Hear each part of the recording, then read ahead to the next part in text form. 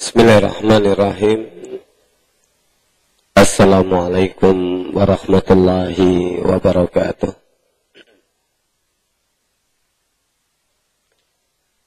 Alhamdulillahilladzi arsala rasulahu bil huda wa dinil haqq liyudhhirahu 'ala ad-dini kullihi wa kafa billahi shahida. أشهد أن لا إله إلا الله وحده لا شريك له وأشهد أن محمدا عبده ورسوله الذي لا نبي بعده أما بعد. Hadirin dan hadirat saudara-saudari yang dirahmati Allah Subhanahu wa taala. Alhamdulillah, kita bersyukur kehadirat Allah Subhanahu wa taala. Pada malam hari ini kita dikembalikan oleh Allah untuk mampu hadir di tempat ini.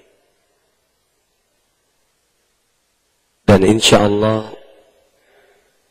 kehadiran kita bersama di tempat ini menjadi salah satu wasilah kita yang dapat mendekatkan diri kita semua kehadirat Allah Subhanahu wa taala, dan mudah-mudahan dengan itu pula Allah ridha kepada kita semua. Kita bersyukur, mudah-mudahan dengan syukur ini pula menjadikan pemudah kita di dalam mencari ilmunya dan dimudahkan di dalam mendapatkan petunjuknya. Karena sesungguhnya mendapatkan petunjuk Allah Subhanahu wa taala bukanlah sesuatu yang mudah, karena ini juga berkaitan dengan kehendaknya. Salawat dan salam senantiasa Allah curahkan untuk suri teladan kita Nabiullah Muhammad Rasulullah sallallahu alaihi wasallam. Malam hari ini insyaallah kita akan membahas hadis nomor 658 ya. Sebelum kita mulai, tadi ada amanat saudara ya. Bapak penjaga parkir Pak Syuaib bin Ilyas telah meninggal dunia kemarin ya.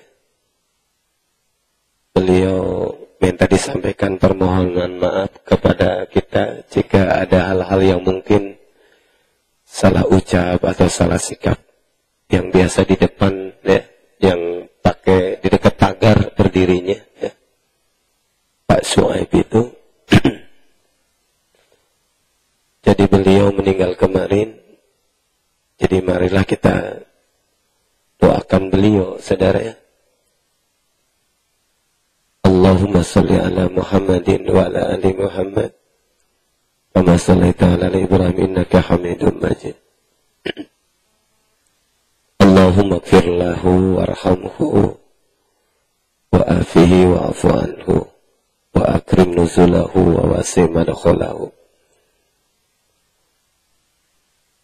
Allahumma aksilhu bil ma'i wa thalji wal baradi.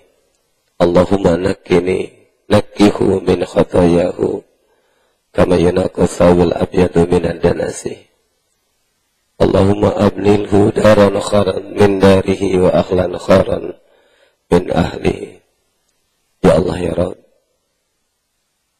ampunilah segala dosa dan kesalahan yang mungkin pernah dilakukan oleh saudara kami Bapak Suaib bin Ilyas. Jadikanlah kematiannya ya Allah pemudah dia untuk mendapatkan rahmat-Mu yang telah Engkau janjikan bagi siapapun yang beriman dan beristiqamah di jalan-Mu. Jadikanlah kebaikannya selama ini peduli terhadap keberadaan kita di sini, walaupun sekedar hanya menjaga dan melihat kendaraan-kendaraan kita. Jadikan sebagai salah satu amalan yang memuliakan dia di hadapan-Mu ya Allah. Dan jadikanlah ya Allah kematiannya kematian yang bisa menyadarkan banyak orang, terutama keluarganya, agar mereka semakin taat, dekat kepadamu, dan jadikanlah kematiannya ya Allah pelajaran bagi kita semua, karena sesungguhnya kematian itu adalah sesuatu yang nyata, yang setiap orang pasti akan menghadapinya. Ya Allah ya Rabb, jadikanlah kami semua orang-orang yang mampu mengambil pelajaran dari setiap kejadian. Allahumma ighfir lana dhunubana wa kaffir anna sayyi'atina wa tawaffana ma'al abrar. Rabbana atina fid dunya hasanah wa fil akhirati hasanah wa qina adzabannar. Amin ya rabbal alamin. Nah, baik saudara, kita masuk ke hadis nomor 658. Bismillahirrahmanirrahim. Wa an Abi Sa'idin al-Khudri radhiyallahu anhu qala Ja'at Zainabum ra'atu banu Ja'at Zainabum ra'atu bani Mas'udin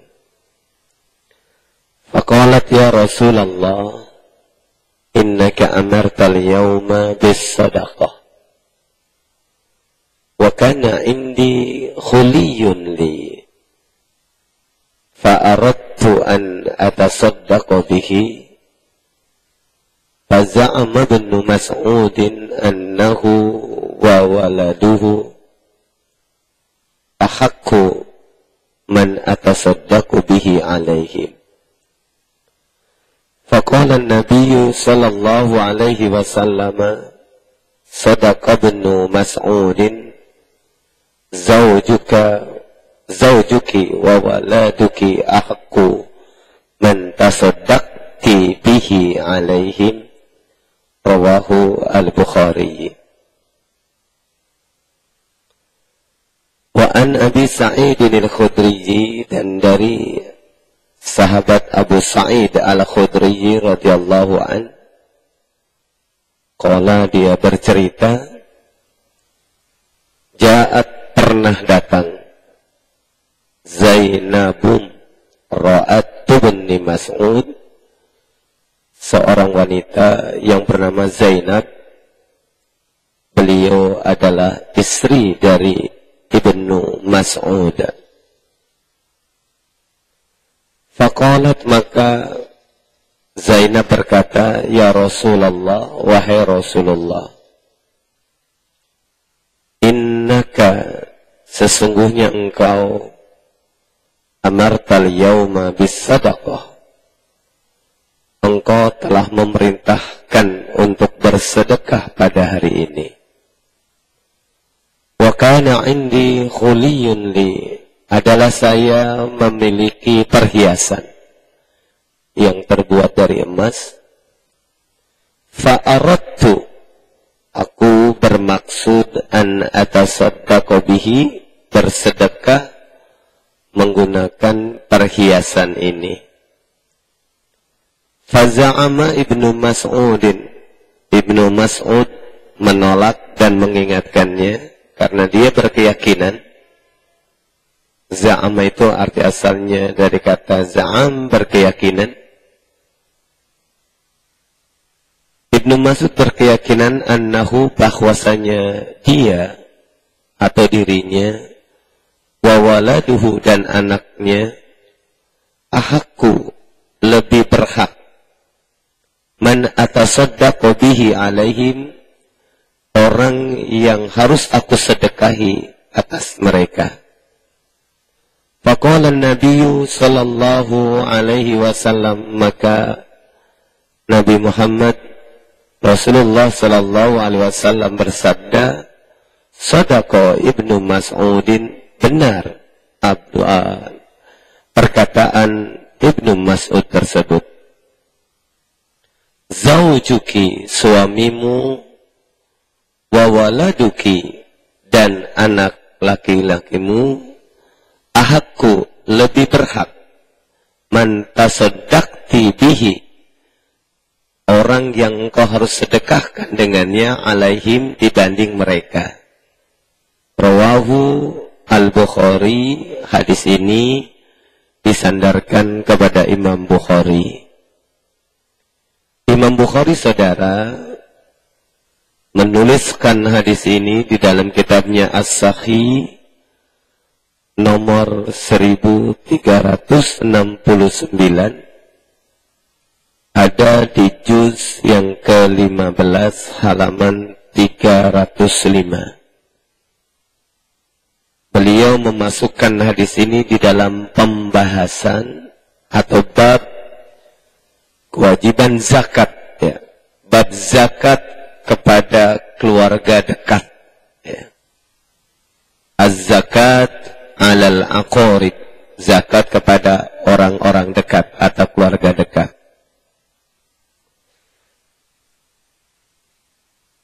Adapun saudara,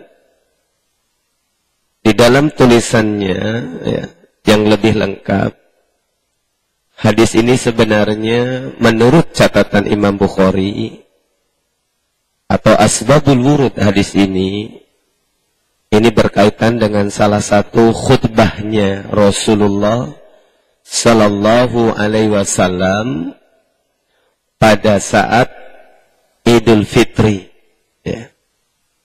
Ini sebagaimana diceritakan oleh sahabat Abu Sa'id Al-Khudri di kelengkapan hadis Sahih Bukhari nomor 1369. Kelengkapan ini memang tidak ditulis oleh Ibnu Hajar Al-Asqalani di dalam kitab ini, Kitab Bulughul Maram ini, karena terlalu panjang, ya. Tetapi kita memang harus memahaminya karena dengan kejelasan dan kelengkapan matan yang ada dan menjadi awal rujukan ini, kita bisa memahami kemana makna dan arah tujuan dari sebuah hadis, tidak sekedar berdasarkan penggalannya. Jadi hadis asbabul wurud atau yang menjadi latar belakang adanya nasihat Rasulullah Sallallahu Alaihi Wasallam kepada Zainab, istri dari sahabat Abdullah bin Mas'ud ini, adalah berkaitan dengan khutbahnya Rasulullah Sallallahu Alaihi Wasallam pada hari raya. Di dalam beberapa keterangan saudara diceritakan Rasulullah Sallallahu Alaihi Wasallam ketika khutbah di Idul Fitri ini itu tidak berhenti pada satu tempat, tapi juga dia bergerak. Kesaksian seperti sahabat Abdullah Ibnu Abbas, juga Abu Hurairah radhiyallahu anhuma, Rasulullah khutbah pertama di depan, kemudian pindah ke belakang, karena pada waktu itu sahabat-sahabat wanita tidak mendengar atau suara Nabi tidak menjangkau.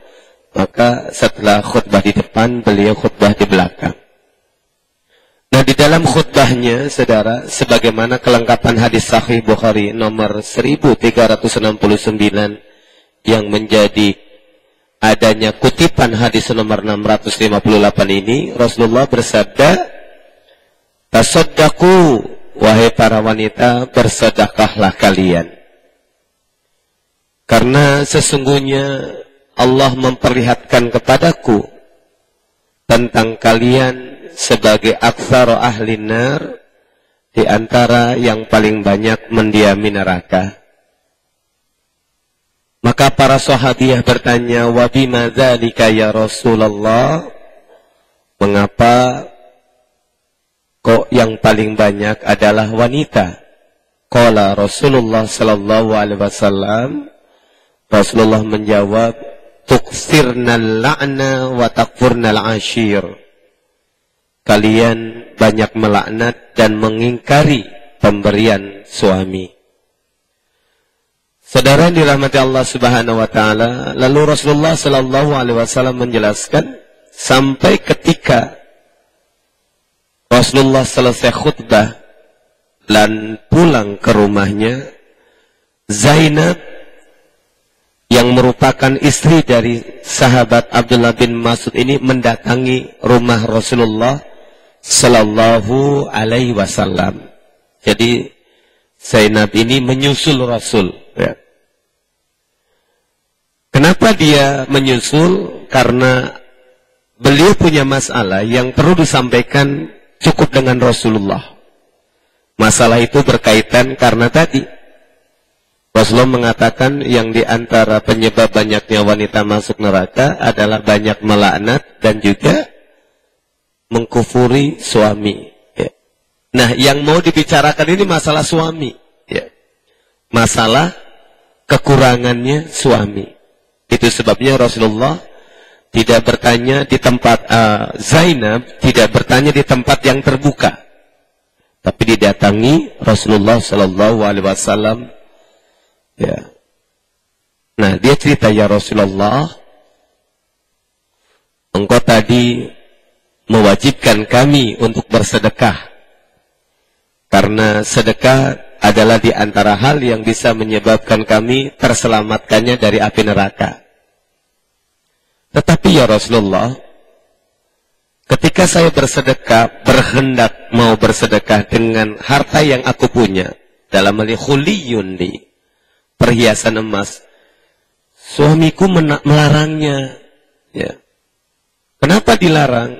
Kata Abdullah bin Mas'ud, wahai istriku, aku ini lebih berhak engkau sedekahi juga dengan anak-anakmu daripada engkau berikan kepada orang lain. Begitu. Sedekahkan kepada orang lain.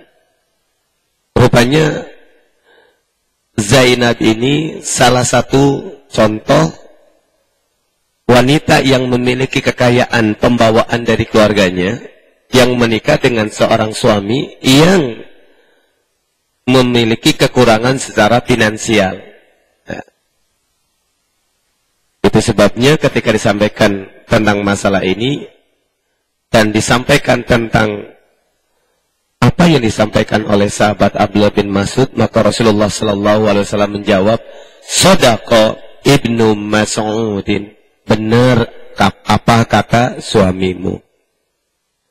Kenapa? Zaujuki wa waladuki, suami dan anakmu lebih berhak engkau jadikan mereka penerima sedekah daripada orang lain yang engkau berikan sedekah.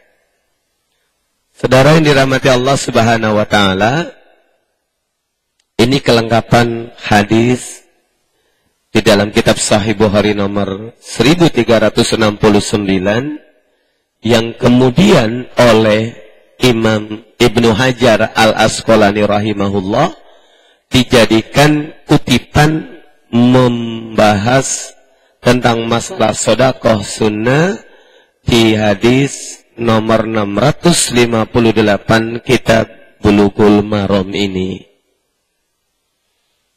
Saudara dan saudari dirahmati Allah, hadis ini ya menjelaskan tentang yang dikatakan oleh Imam Bukhari tadi tentang bersedekah atau zakat kepada orang-orang yang ada di sekeliling. Sekeliling yang dimaksud adalah aqarib, karena pengertian aqarib itu awalnya adalah yang memiliki kedekatan secara khusus. Baik kedekatan khusus itu terjadi karena adanya hubungan darah, maupun kedekatan khusus itu karena adanya pernikahan. Suami atau istri bagian dari aqarib. Kenapa?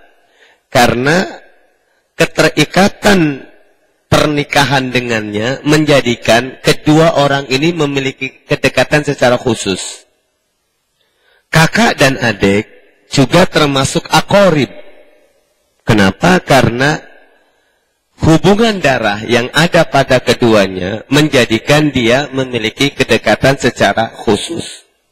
Termasuk juga hubungan ipar atau hubungan anak tiri. Seperti yang pernah dibahas sebelumnya, ya, dikutip dari hadis Imam Muslim, ya, dari dalam kitab Sahih Muslim, Ummu Salamah itu pernah bertanya kepada Rasulullah Sallallahu Alaihi Wasallam, wahai Rasul, apakah saya memiliki pahala atau adakah pahala pada apa yang aku sedekahkan kepada anak-anak tiriku?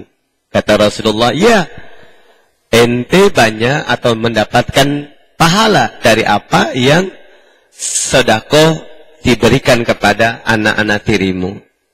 Nah, jadi saudara dan saudari rahmati Allah, pengertian aqarib, ya, kerabat itu awalnya adalah kekerabat atau kedekatan yang terjadi baik karena adanya hubungan darah maupun hubungan pernikahan. Ya, itu sebabnya ipar pun termasuk kerabat. Kemudian anak tiri yang dibawa oleh pasangan pun juga masuk kategori yang dekat. Dan pada mereka, jika mereka ada dalam lingkungan kita, lingkungan dekat kita secara khusus, ini termasuk kategori kerabat, ya, sesuatu yang dekat. Termasuk tetangga. Yang dimaksud tetangga dekat itu sebenarnya bukan tetangga samping rumah, tetapi tetangga atau saudara kita yang rumahnya berdekatan dengan kita. Sekalipun rumahnya di ujung gang, maka yang paling berhak menerima pemberian kita dibanding tetangga kita yang ada di samping rumah, maka tetangga kita yang di ujung jalan itu yang lebih berhak pertama mendapatkan pemberian kita dibanding tetangga samping rumah. Kenapa? Karena tetangga yang jauh itu ada hubungan kekerabatan. Itu yang disebut dalam Quran dal kurba. Ya. Al-jari dal kurba wal jari dal junub. Yang disebut al-jar itu tetangga, dal kurba memiliki hubungan kekerabatan. Itu sebabnya tetangga dekat itu bukan yang dekat rumah sebenarnya, tetapi tetangga yang masih memiliki kekerabatan, sekalipun di ujung jalan itu termasuk tetangga dekat. Itu yang disebut tetangga dekat. Tetapi kalau tetangga samping rumah kita, ya, dibanding dengan yang tadi, maka lebih dekatan yang jauh. Hanya saja kalau tetangga samping rumah kita dibanding tetangga lain yang di ujung rumah yang tidak ada hubungan dengan kekerabatan, maka tetangga samping rumah itu masuk tetangga dekat. Jadi posisi kedekatan, ya, di dalam masalah ketetanggaan ini bukan diukur dari jarak, tetapi dari hubungan hak dan kewajiban. Prioritas, skala prioritas, mana yang harus didahulukan, ya. Berdasarkan ketentuan syariat, bukan berdasarkan ketentuan jarak tempuh, ya. Ya, bukan jarak tempuh, saudara. Itu sebabnya, misalkan, ya, kita punya saudara jauh sekalipun, ya, kalau misalkan mereka memiliki kekurangan yang membutuhkan tunjangan kita, di samping kita juga ada tetangga yang memiliki kekurangan dan juga membutuhkan tunjangan kita, maka sebenarnya kalau kita bicara prioritas, maka yang jauh itu harus didahulukan, bukan yang dekat, saudara, ya. Nah, ini pengertian kedekatan atau kekerabatan yang dimaksud, ya. Itu sebabnya Imam Bukhari memasukkan hadis ini dalam bab zakat atau sedekah kepada kerabat. Kerabat yang dimaksud kalau dilihat dari prioritasnya, ya, di sini adalah orang yang menjadi pasangan. Kenapa? Karena Al-Qur'anul Karim, ya, itu di dalam surat Al-Baqarah mengatakan antum libasul lahunna. Kalian laki-laki adalah pakaian bagi istri, dan istri adalah pakaian bagi suami. Jadi dengan demikian, kalau misalkan ada seorang suami, ya, memiliki kelapangan, maka yang paling berhak mendapatkan kelapangannya pertama justru adalah istrinya. Walaupun di rumah itu ada adiknya. Kenapa?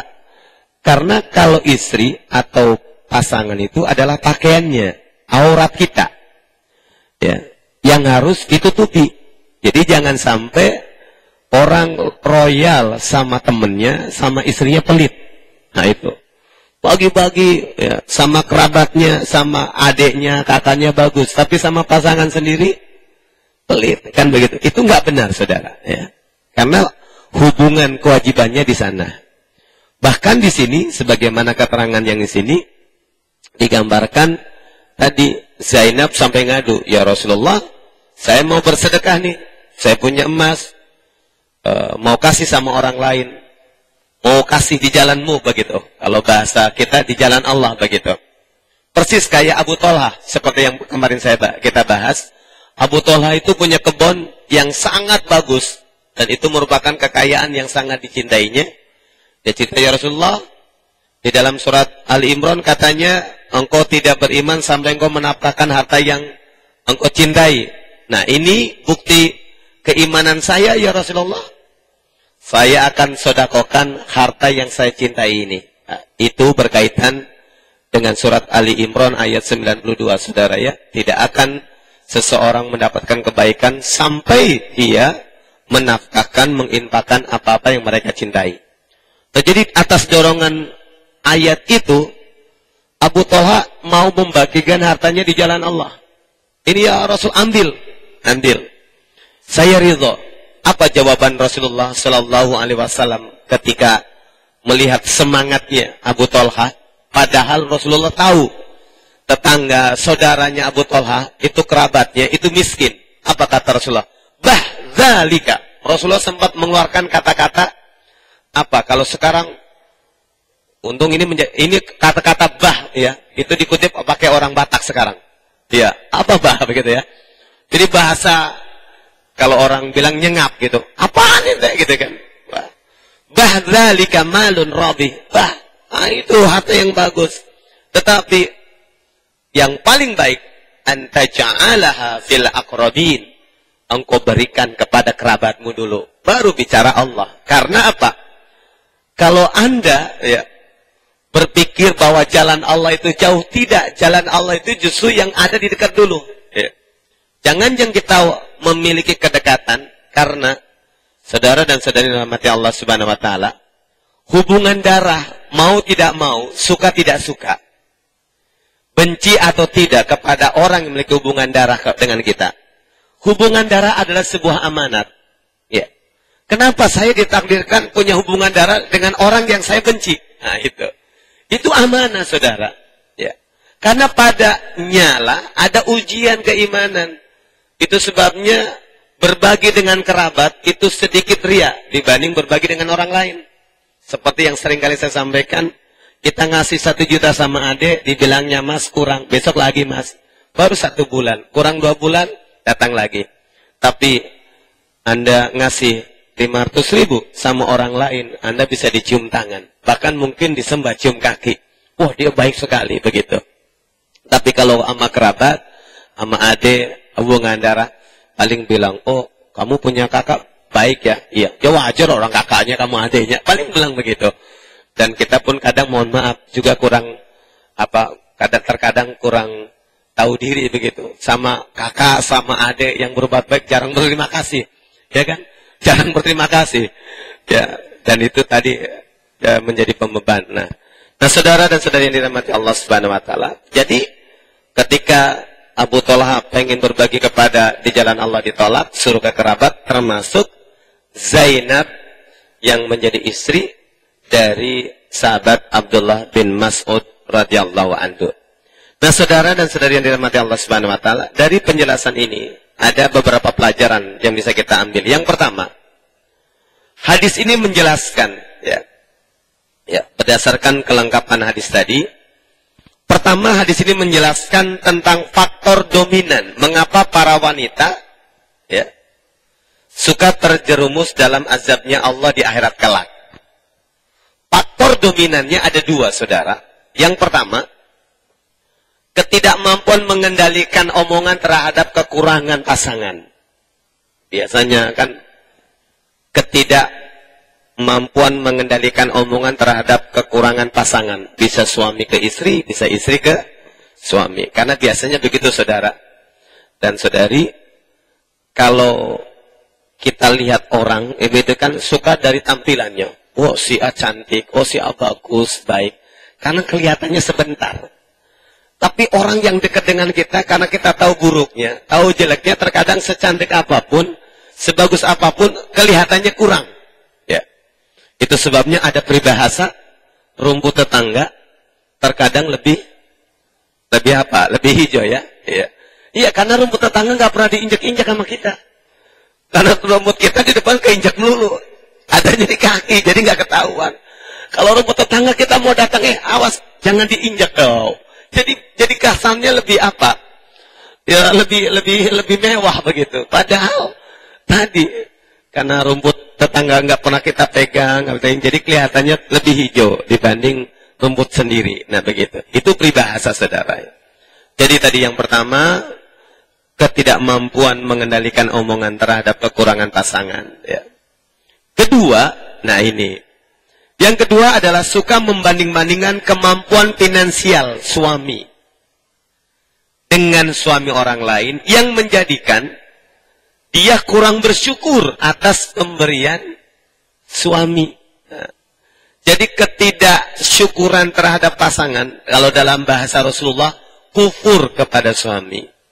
Itu seringkali timbul karena adanya keisengan membanding-bandingkan. Itu sebabnya saudara kan, yang suka bikin ribut tetangga kita itu biasanya, tuh, tetangga baru bawa mobil baru. Si Abah kapan bawa mobil baru? Kan begitu. Lama-lama akhirnya sering dengar tetangga ngomong gak enak. Si Bapak bisanya apa sih? Begitu. Itu bahaya, saudara ya. Makanya itu tadi saudara dan saudari, dua hal ini tentu bisa dikendalikan ya. Makanya syukuri apa adanya ya.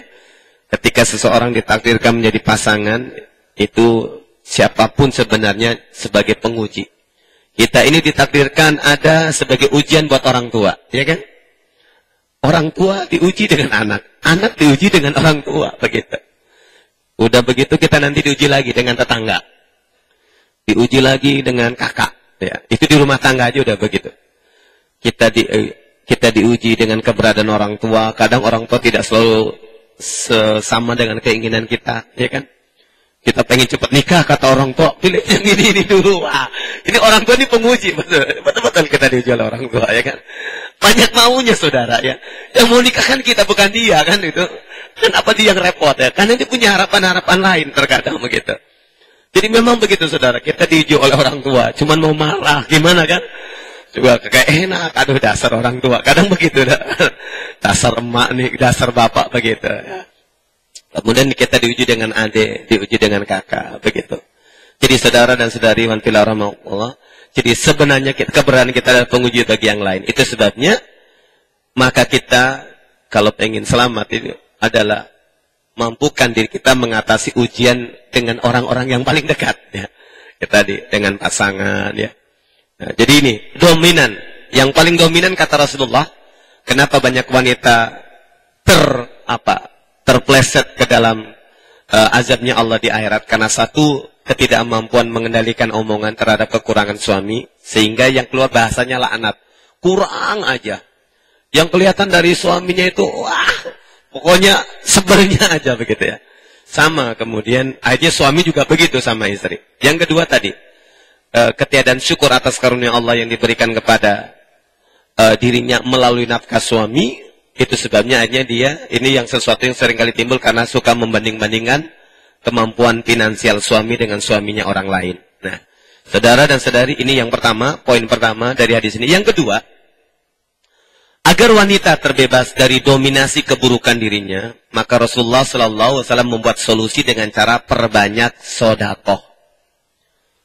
Baik bersodakoh dengan harta yang didapat dari suaminya. Nah, syaratnya izin ya. Hadis kemarin sudah dibahas. Bersodakoh dengan harta pemberian suami jika dia tidak bekerja. Atau bersodakoh dengan harta yang didapat dirinya. Atau harta yang dimilikinya. Harta yang dimiliki oleh seorang istri itu ada dua saudara. Ya. Selain yang datang dari suami. Yaitu satu, harta yang didapat dari keluarga besarnya. Entah dalam bentuk warisan.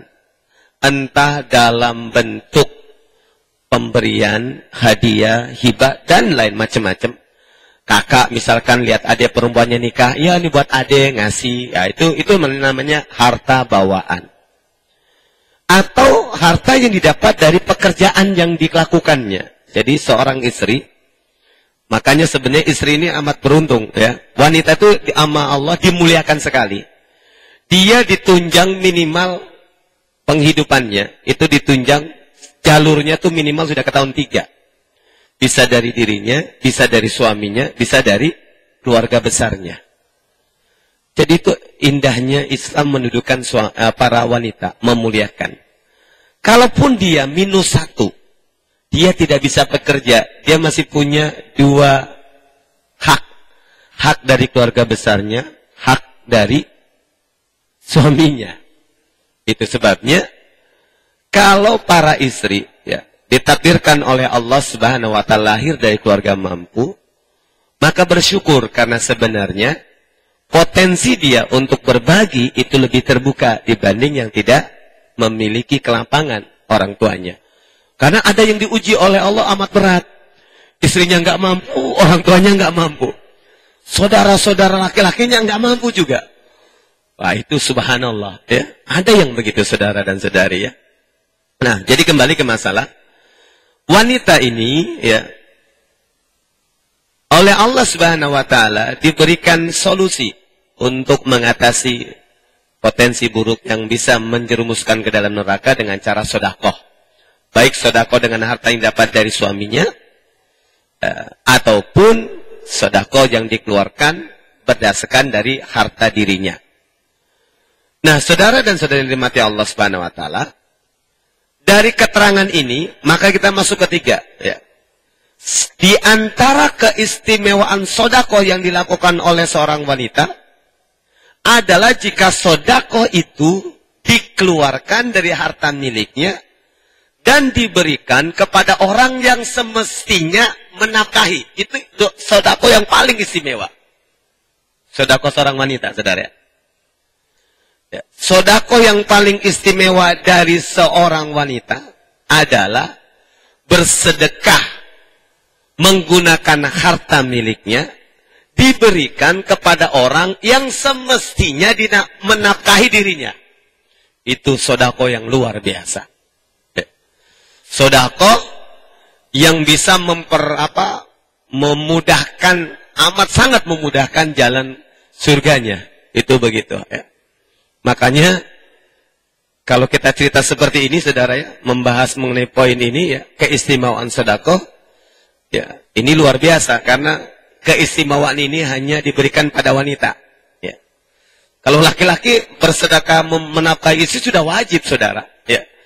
Jadi dia mendapatkan pahalanya dari kewajibannya. Itu sebabnya Rasulullah SAW, sebagaimana yang dikatakan, disebutkan oleh Imam Bukhari di dalam bab tadi, sedekah yang dikeluarkan oleh seorang istri kepada orang yang mestinya menafkahinya, itu pahalanya 2 kali lipat dibanding sedekah yang diberikan oleh seorang suami kepada istrinya. Kalau suami bersedekah menafkahi istri, dapat pahalanya pahala wajib. Ya. Tapi kalau seorang istri bersedekah kepada suaminya, maka kata Rasulullah Sallallahu Alaihi Wasallam, dia mendapatkan pahala 1, ajru, pahala sedekah itu sendiri, atau pahala mengeluarkan harta itu sendiri. Yang kedua, pahala menguatkan silaturahimnya. Nah itu. Ya. Dan ini diterangkan di dalam kitab Sunanul Kubro Al-Baihaqi dan Menurut Imam Al-Baihaqi, hadis tentang perkataan Rasulullah Sallallahu Alaihi Wasallam, laka ajrus sedekah wa ajrus silah, seorang wanita itu mendapatkan 2 pahala, 2 lipat pahala dari sedekah yang diberikan kepada suaminya. Ini diterangkan di dalam kitab Sunanul Kubro Al-Baihaqi dan Menurut Al-Baihaqi. Ini dikutip dari Imam Bukhari, dan ini hadisnya sahih, saudara, ya.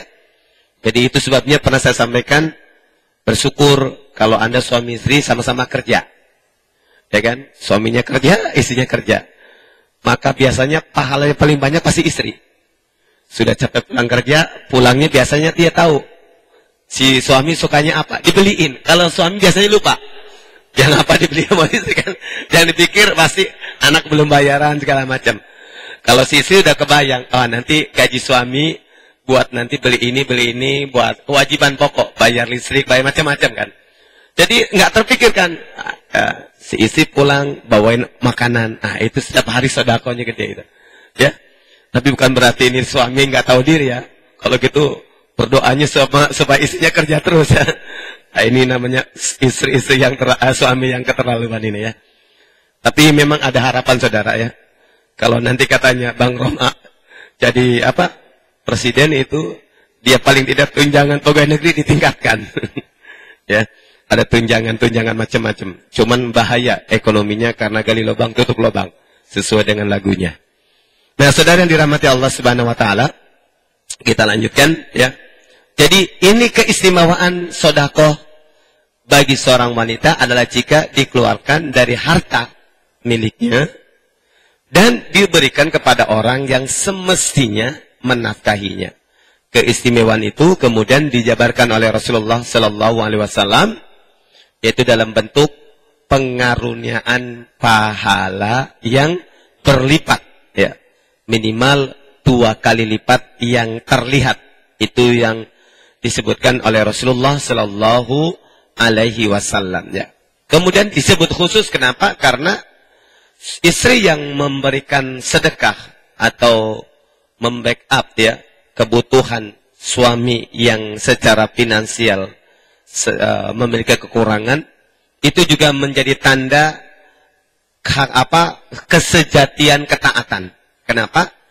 Karena begini saudara, kalau Anda membaca Quran surat An-Nisa surat keempat ayat ke-34 ya, tentang kenapa suami didudukan oleh Allah, dimuliakan oleh Allah sebagai qawwamuna 'ala nisa. Sebab kalau bahasa qawwamuna itu bahasa kitanya adalah pemimpin, ya. Walaupun maknanya sebenarnya lebih dari pemimpin, karena qawwamun itu dalam bahasa Quran artinya orang yang berdiri tegak, ya. Menjadi kalau istilah sekarang palang pintu tegaknya kebenaran, nilai-nilai agama Allah. Itu qawwam. Makanya kalau seorang wanita salihah bersuamikan lelaki asal pilih tanpa kesolehan, itu kasihan karena suaminya tidak bisa qawamun. Karena banyak saudara ujian berat bagi seorang wanita biasanya kalau suaminya ekonominya kurang, agamanya kurang. Ini nggak jadi qawamun ini, pasti peruntuh, ya, peruntuh saudara.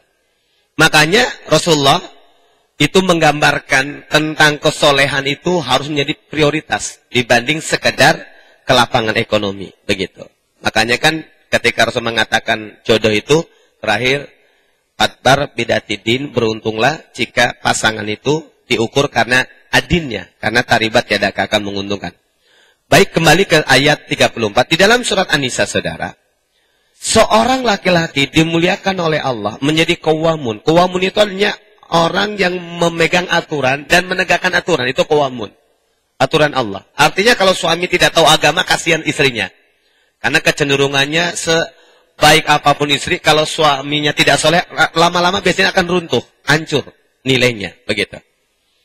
Nah, salah satu kenapa wanita wajib taat kepada seorang laki-laki, Allah mengatakan dalam surat An-Nisa ayat 34, karena 2 hal. Yang pertama, karena qawamunnya, peranannya di dalam menegakkan sebuah aturan Allah. Dia imam bahasa kita. Yang kedua, bima faddalallahu ba'duhum, karena kelebihan finansial atau kelebihan yang menjadikan dia harus mewajibkan diri menunjangi istrinya, memberikan tunjangan sama istrinya. Nah itu 2 hal. Itu sebabnya saudara, ukuran kesejatian, kesolehan dan ketaatan seorang istri itu diujinya itu pada saat suaminya tidak lapang secara ekonomi. Anda lihat itu. Kalau istri taat sama suami yang lapang, wajar itu. Wajar sekali kan. Memang sudah seharusnya taat gitu. Kalau nggak taat itu tadi kebangetan aja gitu kan. Dia kan biasanya yang begitu suami akan semena-mena. Kamu nggak taat udah, gitu kan? Gampang cari yang lain, biasanya begitu kalimatnya. Oh baik, kita akan lanjutkan nanti setelah sholat isya, saudara ya. Jadi jangan kemana-mana. Wallahu minkum, walhamdulillahi rabbil alamin.